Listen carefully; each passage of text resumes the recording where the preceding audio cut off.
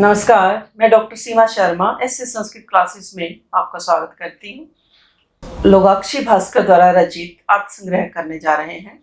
इसकी कुछ वीडियो हम कर चुके हैं। आज हम इसमें वेद का क्या लक्षण दिया गया है वो करते हैं। तो वेद का क्या लक्षण देते हैं? वेद लक्षणम।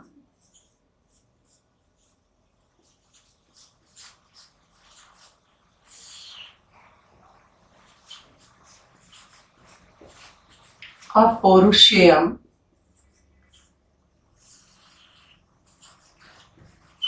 वाक्यम वेदः। अपौरुषेयम वाक्यम वेदः। अपौरुषम का अर्थ क्या है कि पुरुष के द्वारा ना रचे गए। पौरुषम मैंने पुरुष के द्वारा निर्मित, और अपौरुषेय मैंने कि जो पुरुष से जिन वाक्यों का निर्माण नहीं किया गया। तो पुरुष के द्वारा ना रचे गए वाक्य क्या कहलाते हैं? वेद कहलाते हैं, अर्थात अपौरुषीय वाक्य वेद हैं। तो अपौरुषम वाक्यम ये क्या है? लक्षण है। अपौरुषम वाक्यम इतना क्या है? ये लक्षण है। और वेदः ये क्या है? लक्ष्य है। वेद क्या है? यहाँ लक्ष्य है। तो अपौरुषीय तथा वाक्य दोनों पद यहाँ पर क्या है? महत्वपूर्ण है। यानी अपौरुषीय पद भी महत्वपूर्ण है और वाक्य पद भी क्या है? अत्यधिक महत्वपूर्ण है। यदि हम केवल क्या बोलते हैं? वाक्यम वेदः। यदि हम इतना बोलते हैं वाक्यम वेदः, तो यहाँ पर महाभारत या रामायण आदि भी वेद की उस कैटेगरी में आ जाते हैं। तब वो क्या कहते हैं? अपौरुषम। तब इससे पहले वाक्य शब्द के आगे क्या रखते हैं? अपौरुषीय पद को कहते हैं, क्योंकि अपौरुषीय कहने से महाभारत आदि वेद की कोटि में नहीं समझे जाते, क्योंकि अपौरुषीय कहने से महाभारत आदि जो है वेद की कोटि में नहीं आते। दूसरे पक्ष में वो क्या कहते हैं कि यदि हम वाक्य पद को नहीं रखते तो हमारा वेद का लक्षण क्या हो जाएगा? अपौरुषेयम वेदः। तो हमारा फिर वेद का लक्षण क्या हो जाएगा? अपौरुषम वेदः। तो यानी अपौरुषम वेदः रह जाता है यदि वाक्य पद का हम ग्रहण नहीं करते। यहाँ पर यदि हम वाक्य पद का ग्रहण नहीं करते तो अपौरुषम वेदः रह जाता है।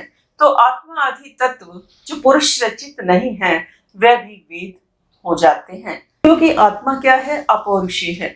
किसी पुरुष के द्वारा आत्मा का निर्माण नहीं किया गया, क्योंकि आत्मा क्या है? अजर, अमर और है।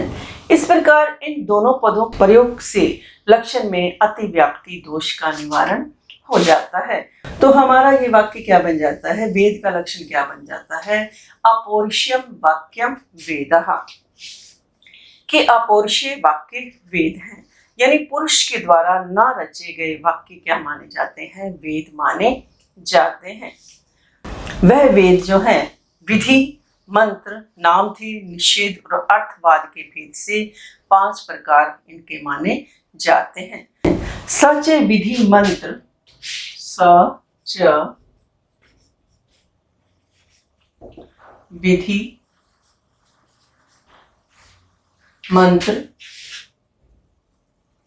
नामधेय, निषेध,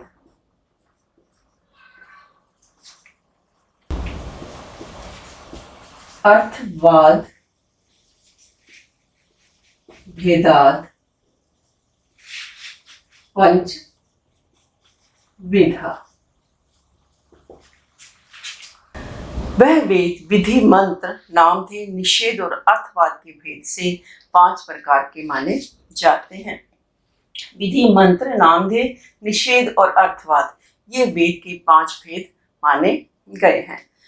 तो इससे पहले वीडियो में हम वेद प्रतिपाद्य प्रयोजन वद अर्थो धर्म ये धर्म का लक्षण हम कर चुके हैं। प्लेलिस्ट में जाकर के आप देख भी सकते हैं यूट्यूब में। तो अब हम कर रहे हैं अपौरुषेयम वाक्यम वेदः, वेद का लक्षण कर रहे हैं अपौरुषेयम वाक्यम वेदः, कि पुरुष के द्वारा न रचे गए वाक्य वेद हैं और वह जो वेद है विधि मंत्र नाम थे निषेध अर्थवाद भेदाद पंचविध है। इस प्रकार ये जो वेद है 5 प्रकार के हैं। वेद विधि मंत्र नाम थे निषेध और अर्थवाद के वेद से वेद के 5 भेद हैं। तो हम विधि करते हैं कि विधि क्या है। तत्र अज्ञात अर्थ ज्ञापको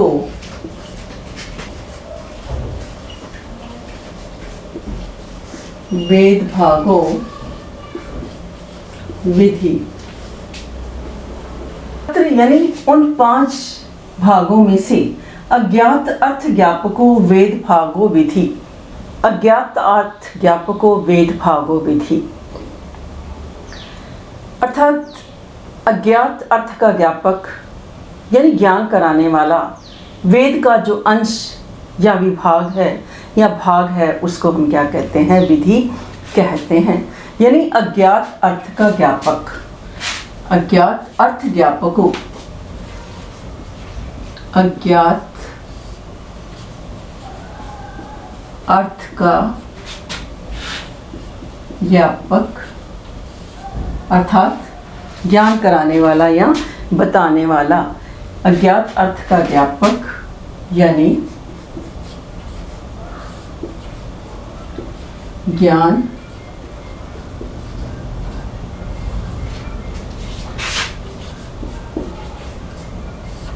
वेद का अंश या भाग विधि कहलाता है, विधि कहलाता है।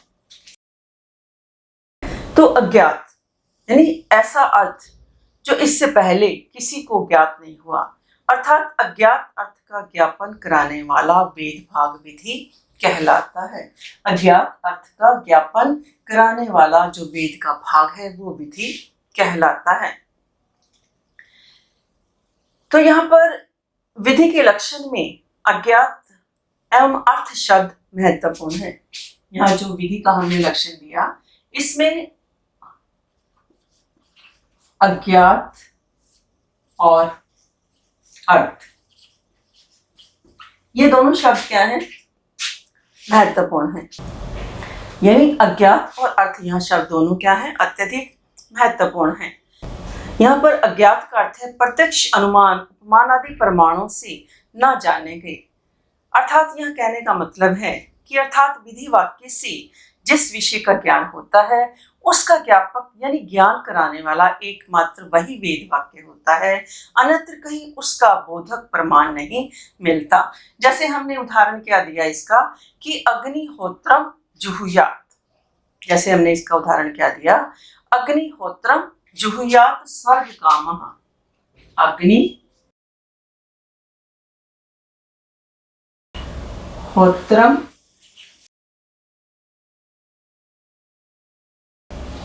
जुहुयात स्वर्ग कामः।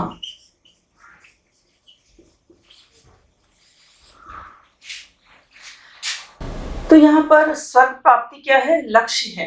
यहाँ पर स्वर्ग कामः, स्वर्ग प्राप्ति क्या है, लक्ष्य है। यानी स्वर्ग प्राप्ति को लक्ष्य करके अग्निहोत्र का विधान किया गया है। अग्निहोत्र ऐसा विषय है जो स्वर्ग के साधन के रूप में प्रत्यक्ष अनुमान आदि किसी प्रमाण से जाना नहीं जा सकता। अर्थात प्रत्यक्षादि प्रमाण इसके पूर्व अग्निहोत्र की सूचना नहीं देते। यह केवल वेद वाक्य से ही जाना जा सकता है कि वेद वाक्य से ही इसको जाना जा सकता है कि अग्निहोत्रम जुहुयात स्वर्ग काम है, कि अग्निहोत्र से स्वर्ग की प्राप्ति होती है। तो अज्ञात अर्थ हमने समझा। अब हम समझते हैं कि अब अर्थ को लेते हैं, अर्थ को स्पष्ट करते हैं। यानी अज्ञात अर्थ के साथ साथ अब अर्थ को स्पष्ट करते हैं कि अज्ञात अर्थ के साथ साथ अग्निहोत्र प्रयोजनवान भी है, क्योंकि इसका प्रयोजन क्या है, स्वर्ग। अतः अग्निहोत्रम जुहुयात स्वर्ग काम है, यह एक विधि वाक्य है क्योंकि इसमें अग्निहोत्र का विधान है जो अज्ञात तथा प्रयोजनवान अर्थ वाला है। अग्निहोत्रम जुहुयात स्वर्ग काम है, मीमांसक ऐसा अर्थ करते हैं। अग्निहोत्र होमेन स्वर्गम भावेत। अग्निहोत्र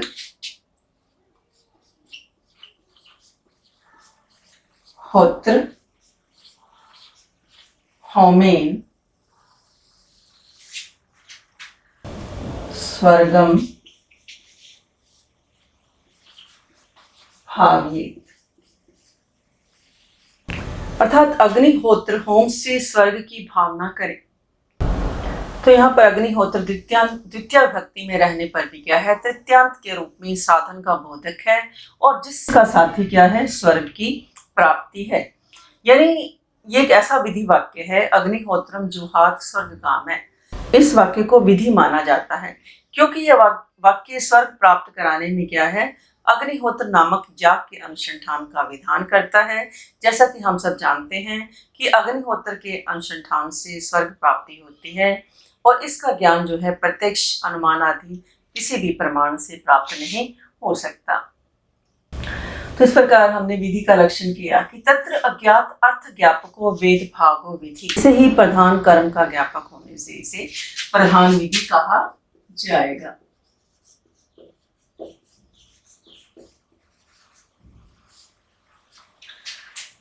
वेद के जो भाग बताए गए हैं, विधि जो है 80% भाग को कवर करता है। तो अब विधि का ये प्रधान विधि हो गया। अब क्योंकि विधि के वर्गीकरण भी दो तरीके से किए गए हैं, एक प्रथम वर्गीकरण है और दूसरा अलग से दूसरा द्वितीय वर्गीकरण के रूप में है, जिसमें उत्पत्ति विधि, विनियोग विधि और अधिकार विधि और प्रयोग विधि की चर्चा हम अगली वीडियो में करेंगे।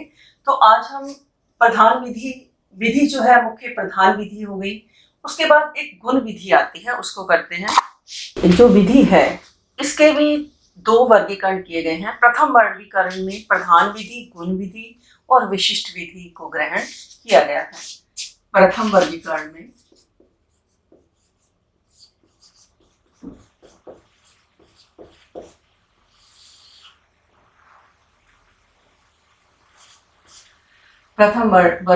में विधि वाक्य,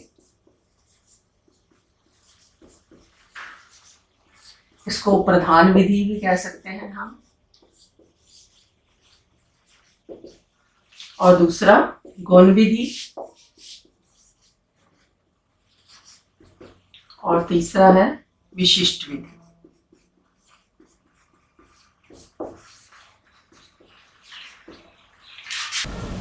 तो विधि का हम लक्षण कर चुके हैं। तो इसके दो वर्गीकरण किए गए हैं। प्रथम वर्गीकरण में विधि वाक्य, जिसको हम प्रधान विधि भी कहते हैं, दूसरा गुण विधि और तीसरा विशिष्ट विधि।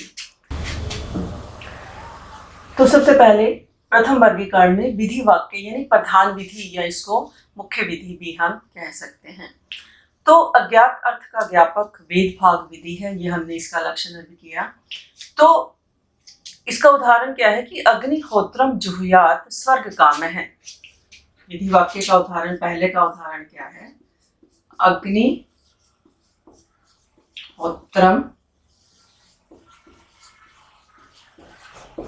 जुहुयात स्वर्ग काम है, कि अग्निहोत्र करें। तो यहाँ पर यानी इसे ही प्रधान कर्म का ज्ञापक होने से प्रधान विधि कहा जाएगा। अर्थात अग्निहोत्र होमेन स्वर्गम भावेत। अग्निहोत्र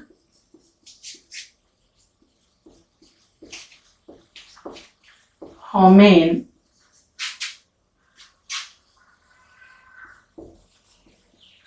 स्वर्गम भावेत, कि अग्निहोत्र होम से स्वर्ग की भावना करें। तो अग्निहोत्र होम से स्वर्ग की भावना करें। तो हम विधि के लक्षण में ये सारा हम जान चुके हैं। प्रथम वर्गीकरण जो है प्रधान विधि। अब अगला हम करते हैं गुण विधि। तो यत्र कर्ममान अंतरेण प्राप्तम तत्र तद उद्देश्येन गुण मात्रम विद्यते। अर्थात जहाँ कर्म दूसरे प्रमाण से सिद्ध होता हो, वह उसी कर्म को लक्ष्य करके केवल गुण यानी गुण अर्थात अप्रधान अथवा अंग का विधान विधि वाक्य करता है। यानी जहां प्रधान कर्म का ज्ञान रहने पर केवल गुण अज्ञात पक्ष ज्ञात होता है, वहां गुण विधि मानी जाती है। यानी जहां प्रधान कर्म का ज्ञान रहने पर, जहां पर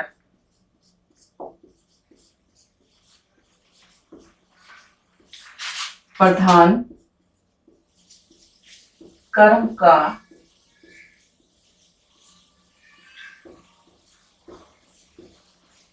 केवल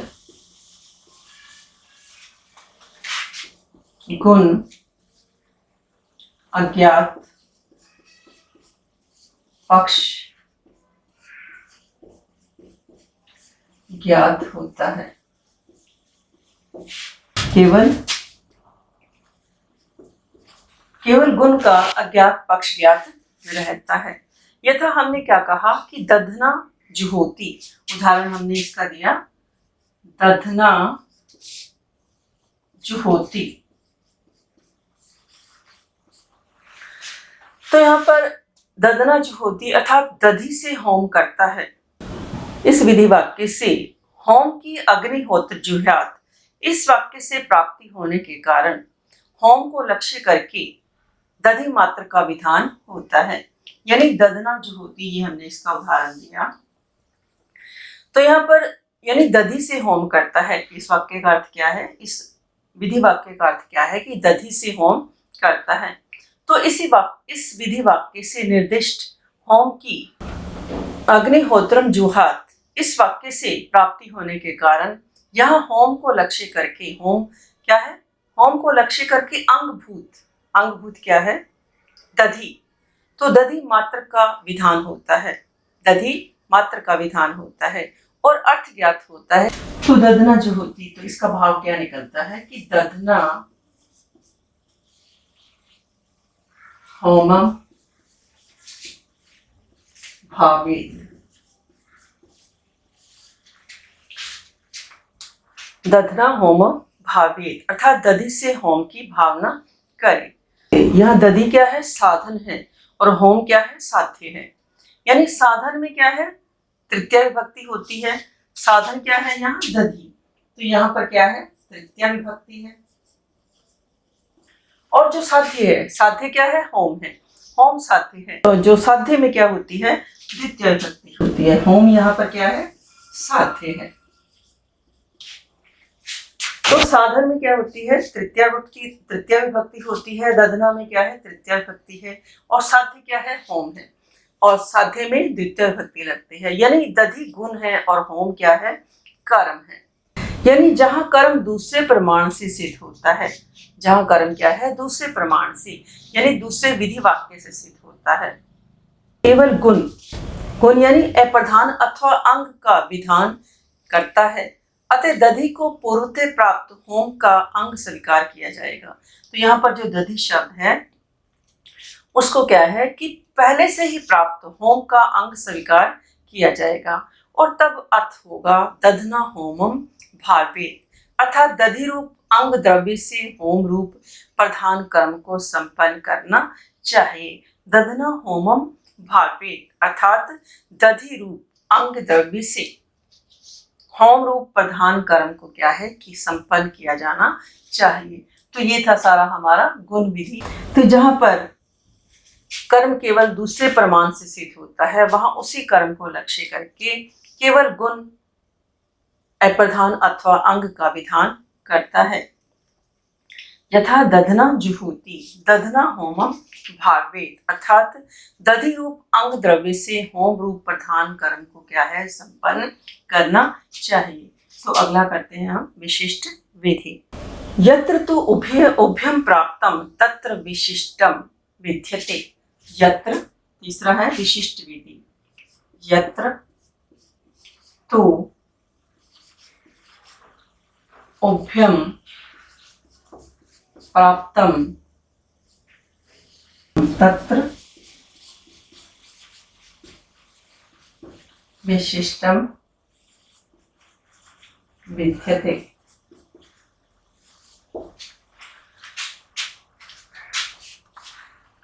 तो यदि ऐसे संस्कृत चैनल पर आप नए हैं तो चैनल को लाइक करें, सब्सक्राइब करें और शेयर भी करें। यदि कुछ सर्च करना चाहते हैं, जैसे आज हम अर्थ संग्रह का, वेद का लक्षण कर रहे हैं, तो अर्थ संग्रह के साथ आप ऐसे संस्कृत लिखेंगे तो पूरा चैनल आप देख सकते हैं।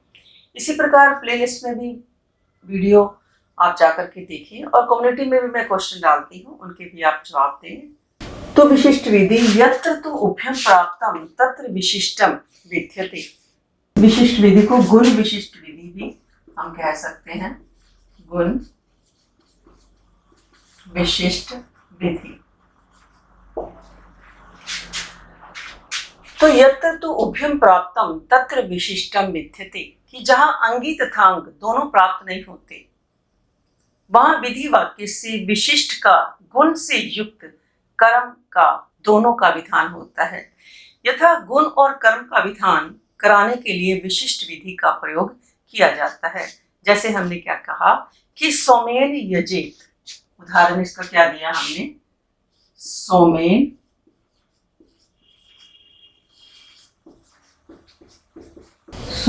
यजेत, यानी इस वाक्य से सोम एवं याग दोनों के प्राप्त न होने के कारण सोम से युक्त याग का विधान होता है।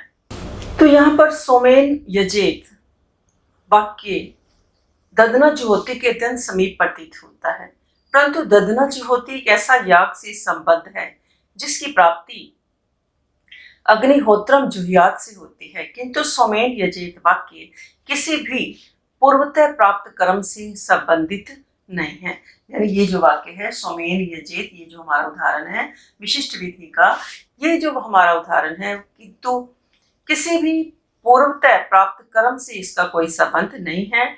इसकी सहायक सामग्री का बोधक भी कोई पृथक वाक्य नहीं है। इसकी सहायक सामग्री का बोधक भी कोई पृथक वाक्य नहीं है। जैसे ददना जुहोती में हमारा क्या था कि अग्निहोत्रम जुहियात, वो दोनों वाक्य मिलकर के एक कार्य को कर रहे थे। परंतु यहाँ पर क्या है कि इस वाक्य से सोमेन यजेत, इस वाक्य से प्रधान कर्म याग तथा उसके संपादक द्रव्य दोनों का एक साथ ग्रहण हो रहा है। इस वाक्य के द्वारा क्या है कि प्रधान कर्म जो याग है तथा उसके संपादक जो द्रव्य हैं, इन दोनों का ही एक साथ क्या है, ग्रहण हो रहा है। अतः सोमेन यजेत से ऐसे याग का ज्ञान होता है जिसको सोम पदार्थ से संपन्न होना है, और इस वाक्य से गुण विशिष्ट यज्ञ आदि कर्म का विधान होने से इसको विशिष्ट विधि कहा जाता है। तो इस वाक्य का अर्थ क्या होगा, सोमवता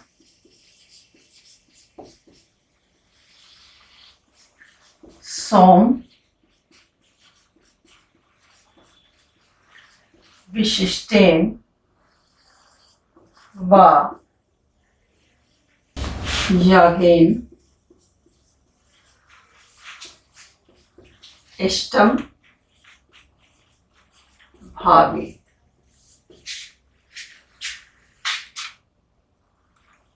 अर्थात सोमयुक्त याग से इष्ट की भावना करें।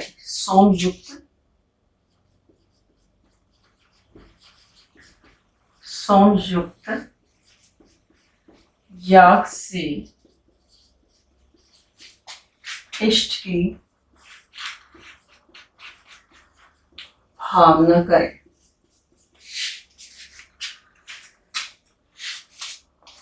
तो सोमवता सोम विशिष्टेन व यागेन इष्टम भावेत, अर्थात सोम युक्त याग से इष्ट की भावना करें। तो यहाँ पर हमें लक्षणा का सहारा लेना पड़ेगा, क्योंकि लक्षणा के द्वारा सोम पद का अर्थ सोमवता होगा, न कि सोमेन यागेन अथवा सोमेन द्रव्य। यानी उदाहरण के द्वारा हम क्या समझते हैं कि जिस प्रकार कुंता पद क्या है कि कुंत से युक्त पुरुष का ज्ञापक है। कुंत मैंने भाले, भाले क्या है, जड़ है, ये स्वयं तो प्रवेश कर नहीं सकते, तो भाले क्या है, भाले को लेकर के आने वाला कोई चेतन पुरुष होगा। तो इस कुंता शब्द का यहाँ पर अर्थ क्या होगा, कुंतधारी पुरुषा प्रविशन्ति, अर्थात कुंत को धारण करने वाले, भाले को धारण करने वाले पुरुष प्रवेश करते हैं। तो इसी प्रकार यहाँ भी सोमेन भी सोम युक्त याग का बोधक होगा। तो इसी प्रकार यहाँ भी क्या है कि जो सोमेन शब्द है, ये जो पहला हमारा सोमेन शब्द है, ये किसका बोधक होगा, सोम युक्त याग। वेद का लक्षण किया। अपौरुषम वाक्यम वेदः, कि अपौरुषीय वाक्य वेद है, यानी पुरुष के द्वारा ना रचे गए वाक्य क्या है, वेद है। सच विधि मंत्र नामधेय निषेध अर्थवाद भेदाद पंच विधि। जो वेद है वो क्या है, 5 प्रकार के हैं। विधि मंत्र नामधेय निषेध और अर्थवाद। उसके बाद हमने विधि का लक्षण किया। तो जो विधि हमारा है इसके 2 अलग अलग से वर्गीकरण किए गए हैं। तो प्रथम वर्गीकरण में हमने पहला विधि वाक्य यानी प्रधान विधि, या इसको हम मुख्य विधि भी कह सकते हैं।